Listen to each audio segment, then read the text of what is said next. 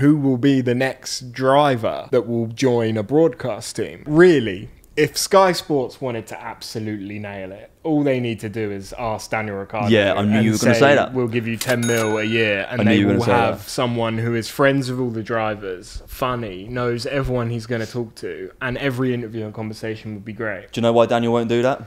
He'd rather race. He's too cool. Yeah, fair. And he's too young. If you see what Daniel Ricciardo's doing now, yeah, he's riding dirt bikes and rally cars around his ranch. Rosberg's drinking an Aperol, smoking a cigar, and sitting on his balcony in Monaco, I guess. He's in a bit of a later stage of life. Ricciardo's still kicking it, man. It's true. Ricciardo could still go through so many doors. Maybe he doesn't want to do this yet. But maybe in 10 years. But then who could it be? Seb Vettel. In a couple of years. I don't think they could ever afford him. I don't think it's as much about the money for Seb. I think it's more about he would try and help the world in some sort of way. Yeah. So he's like, Sky, if you're going to have me on your broadcast, yeah, you got to stick 10,000 bees in every single city that we go to.